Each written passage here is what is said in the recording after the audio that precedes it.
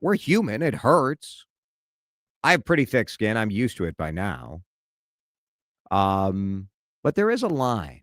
And I've thought about this, especially over the last, I don't know, 4 years, when people have gone from just calling you a hack or calling you a liar or calling you a liberal this or calling you a right wing that. Now it's more personal. And often it becomes into this like you're a pedo.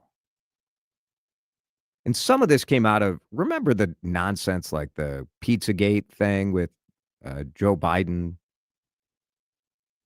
But it's ridiculous, and no one should have to put up with this. A Philadelphia magazine journalist sued an angry Facebook commenter. He said, I'm not going to take it. He filed a lawsuit, and he won.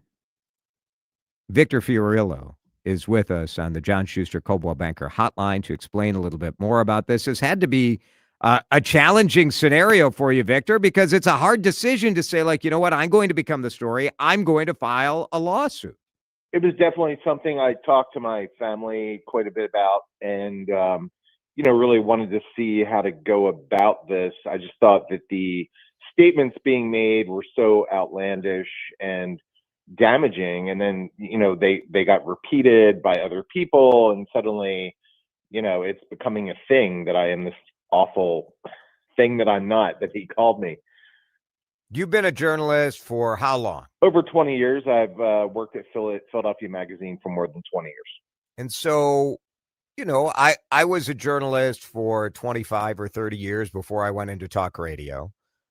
Over the last 5 years, like my skin, which was already thick, has gotten thicker because the name calling is next level. But I, like you, have been a little alarmed, more than a little alarmed, by the people who not only are just calling you, a liberal hack or whatever, where it's personal. You were called, I've been called this too before. Pedo, you're a pedo.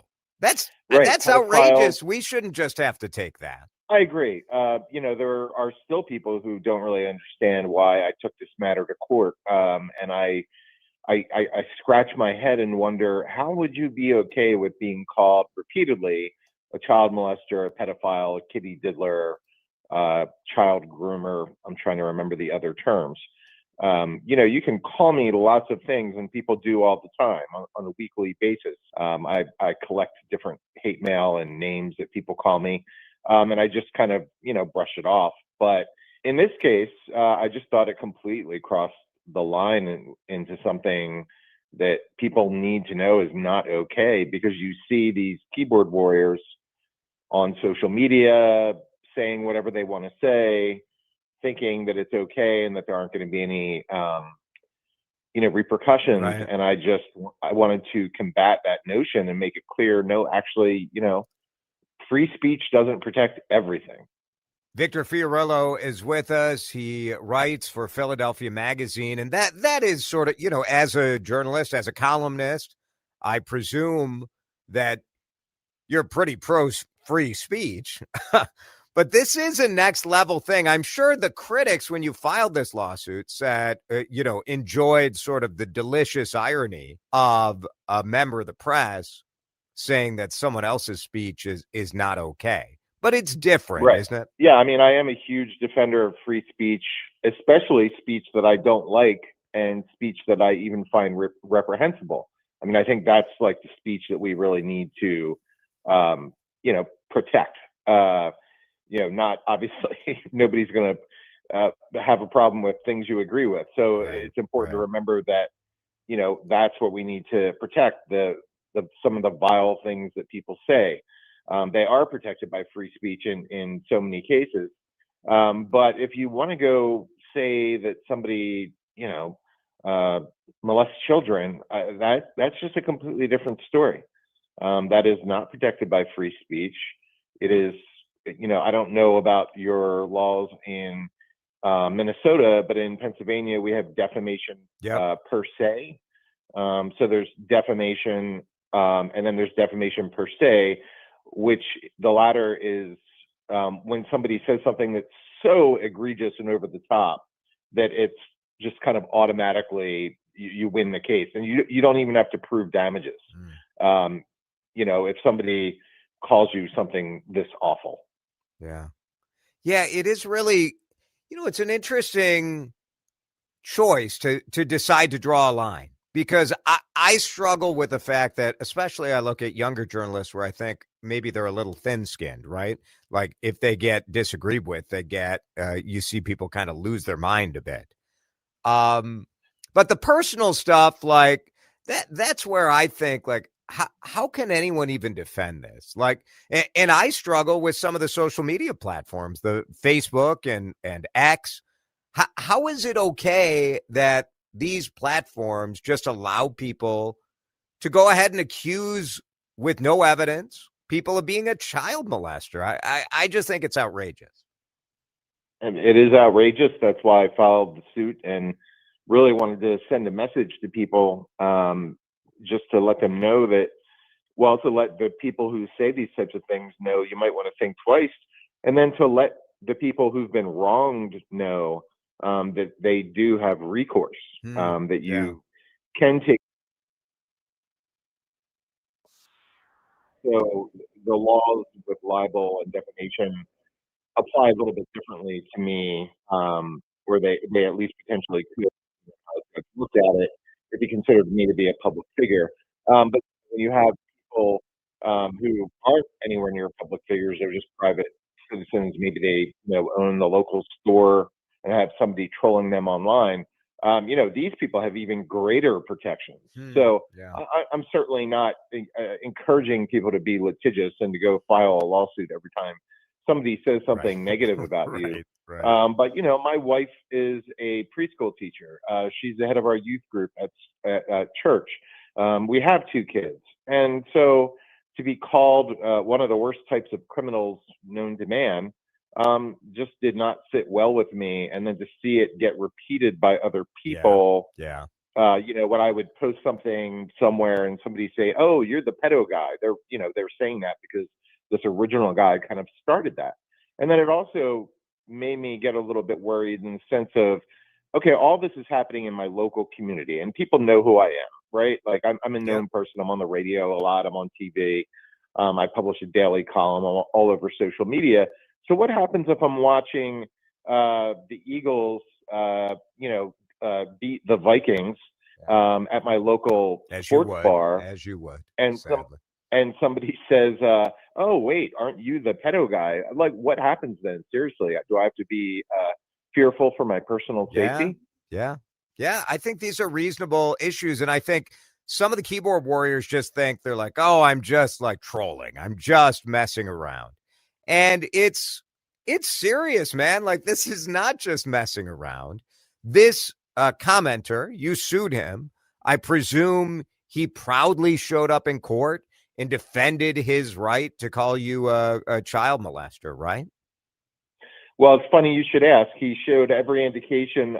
He actually told my lawyer that he looked forward to defending his opinions, quote unquote, in court.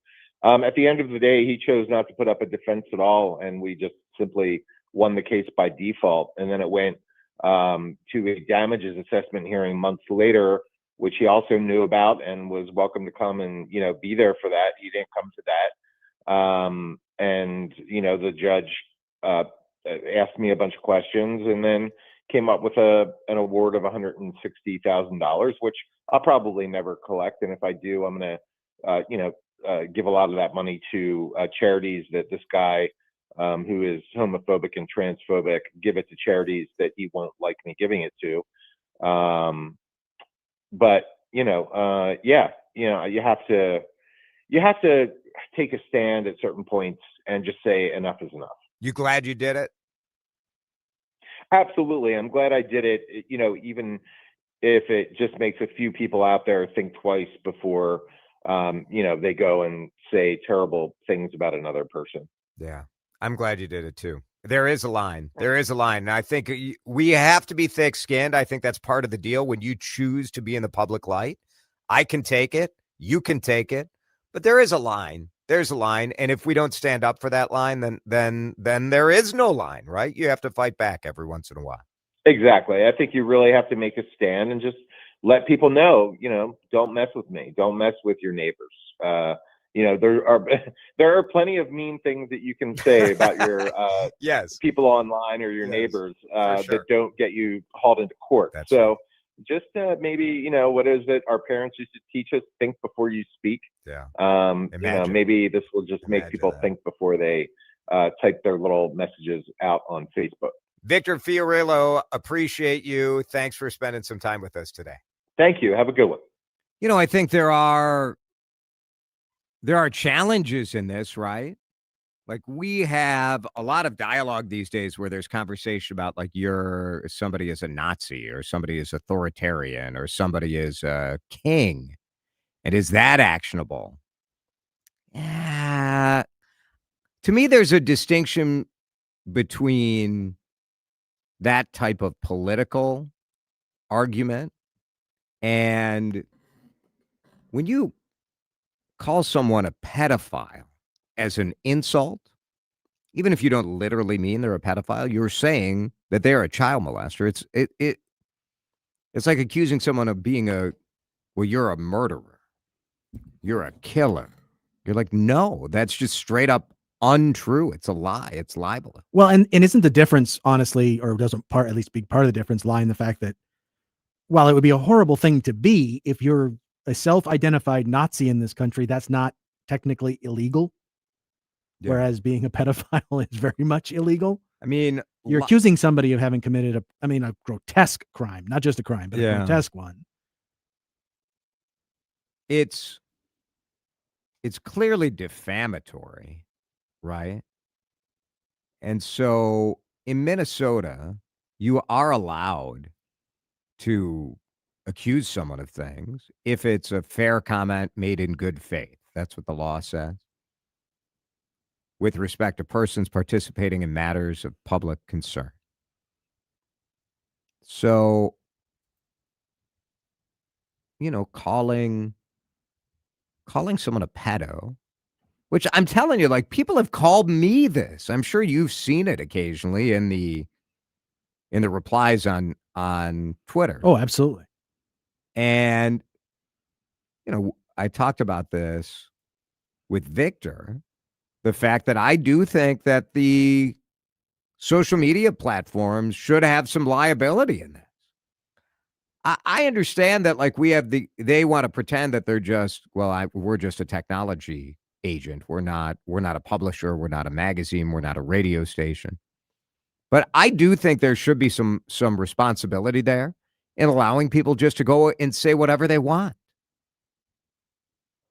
Like, you should be able to express any opinion you have, but you should not be able to be defamatory and libelous about other people. It's against the law. And for those of you who engage in this kind of conversation, I tend to believe that most people who do this online would never do it in person. Check yourself. Like the guy that wouldn't show up to court. Yeah, what a shocker that this guy didn't show up. Coward. Right? Yeah. Good for Victor for taking a stand. It's hard to sue someone. It's hard to take someone to court. It's hard when you're an opinion columnist where you don't want to make yourself the story or center of attention in that way. But sometimes you have to stand up and say, like, you know what? This is my family. This is not okay.